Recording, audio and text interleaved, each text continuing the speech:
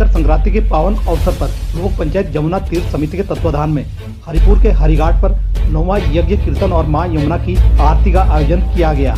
जिसमें लोक पंचायत के सदस्यों के साथ अनेकों गणमान्य लोग उपस्थित रहे। बता दें कि समिति के माध्यम से प्रत्येक वर्ष मकर संक्रांति के अवसर पर मां यमुना के तट पर हवन कीर्तन एवं आरती का आयोजन किया जाता है। इसका उद्देश्य इस स्थान को और अधिक विकसित करने का है। यह स्थान तपोभूमि है, जहां पर नदियों का संगम बनता है। इस दौरान लोक पंचायत के सदस्य एवं विधानसभा के पूर्व सूचना अधिकारी एवं गढ़ बैराट के संपादक भारत चौहान ने कहा कि मां यमुना की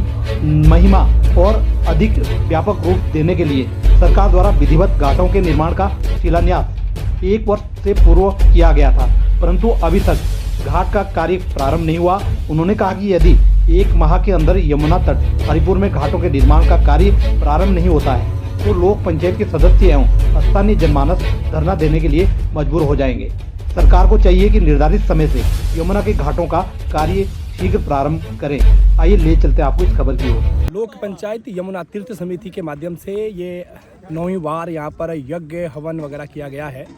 और इस करने का उद्देश्य यह है कि मकर संक्रांति के दिन हम सब लोग जानते हैं कि सूर्य उत्तरायण में प्रवेश करते हैं और जिस स्थान पर यज्ञ हो रहा है ये यमुना का तट है। और ख़ास बात यह है कि ये स्थान जौनसार बाबर की दृष्टि से और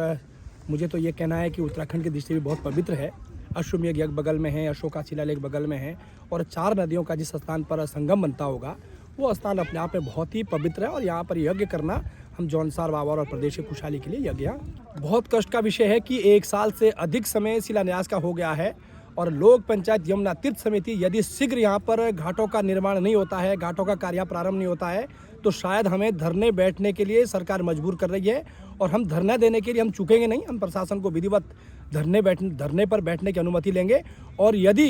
1 महीने के अंदर सरकार इसको अपने स्तर पर, चाहे वो पानी को डाइवर्ट करने वाला विषय हो या कुछ और जो आंतरिक समस्या है उसका समाधान नहीं होता है और घाट का निर्माण कार्य यहाँ पर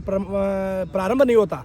तो लोक पंचायत यमुना तीर्थ समिति और जौनसार बाबर के लोग जो यहाँ के आसपास के लोग हैं हम धरने पर बैठने के लिए बाध्य होंगे। मैं ये सरकार से भी चेतावनी भी देना चाहता हूँ, यहाँ के जो जनप्रतिनिधि हैं मैं उनसे भी निवेदन करना चाहता हूँ कि आप अपनी ओर से एक प्रयास करें। 1.25 साल से अधिक का समय शिलान्यास का हो गया और एक मजाक बन करके रह गया और जौनसार बाबर के लोग आज सरकार से प्रश्न पूछ रहे हैं और मैं स्वयं भी मैं संघ का कार्यकर्ता हूँ और मैं ये प्रश्न पूछना चाहता हूँ मुख्यमंत्री जी से और सरकार से कि यहाँ पर आप घाट का निर्माण क्यों नहीं प्रारंभ कर रहे हैं। अगर सरकारी कुछ बाधाएं हैं तो उसको पहले निपटाना चाहिए था और शिलान्यास उसके बाद करना चाहिए था। इसका शीघ्र अगर शिलान्यास नहीं होता तो हम धरने पर बैठने के लिए बाध्य होंगे। ये मैं आप लोगों के माध्यम से सरकार को कहना चाहता हूँ। दरअसल शिला ऐसा है कि जो घाट निर्माण होना है वो सरकार को करना है और जो पीछे आप शिलाएं इकट्ठी आप करी हुई देख रहे हैं ये 1 साल हो गया जिस दिन अयोध्या में भगवान रामचंद्र जी के मंदिर का लोकार्पण था। उसी दिन ठीक 22 या 23 जनवरी को हमने पिछले वर्ष ये शिलाएं इकट्ठी की थी। यहाँ पर यमुना कृष्ण धाम बनना है जो जौनसार बाबर यमुना से जुड़े हुए लोग उनके सहयोग से होना है। तो यहाँ पर यमुना कृष्ण धाम जो बनना है वो समाज के सहयोग से बनना है। जो घाट निर्माण होने हैं वो सरकार ने करने हैं और जब तक घाट निर्माण नहीं होता तब तक ये व्यवस्थित स्वरूप नहीं बन पाएगा। हम ये चाहते हैं कि अगर घाट का कार्य प्रारंभ हो जाता है तो उसके बाद यमुना कृष्ण धाम किस स्थान पर बनना है, हमें दान स्वरूप 2 बीघा ज़मीन भी मिली है और भी बहुत सारी ज़मीन यहाँ पर हमको दान के रूप में मिली है। तो मेरा सरकार से निवेदन है कि पहले सरकार अपना काम करे उसके बाद ही हम धाम का निर्माण करेंगे। तो मैं समस्त जनमानस को कुंभ पर्व की बधाई देना चाहता हूँ। बड़ा सौभाग्य है कि आज के दिन इस शुभ अवसर पर प्रयागराज में कुंभ का आयोजन हो रहा है और संपूर्ण विश्व की कामना के लिए, सद्कामना के लिए यह प्रार्थना की जाती है हमारे सनातन धर्म में। फिर आते हैं हम उत्तराखंड के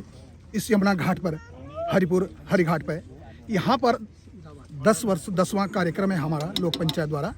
और इस कार्यक्रम को आरंभ करने के लिए हमारे लोक पंचायत का एक संकल्प है, एक उद्देश्य है कि माँ यमुना जी का जो वैभव पौराणिक ग्रंथों में हमको मिलता है, विवरण मिलता है, वह वैभव जो प्राप्त हो और इस वैभव प्राप्त करने के लिए धार्मिक अनुष्ठान का आयोजन हर साल किया जाता है और इस बार 10वां आयोजन है हमारे इस कार्यक्रम का और लोक पंचायत के सभी सदस्य इस कार्यक्रम में सम्मिलित होते हैं और इस कार्यक्रम में मुख्य उद्देश्य ये रहता है कि माँ यमुना जी का जो वैभव है, यहाँ पर मंदिर जो बनने का हमारा एक संकल्प है, एक विचार है और घाट का निर्माण करना हमारा एक संकल्प है और सभी जनमानस जो है इस संकल्प में संकल्पित हो करके माँ यमुना से प्रार्थना कर रहे हैं कि हे माँ यमुना जी, इस घाट को पुनर्जीवित करने का आप आशीर्वाद प्रदान करने की कृपा करें। और मकर संक्रांति का पर्व इसलिए चुना गया है कि इस समय सभी देव देवता जो है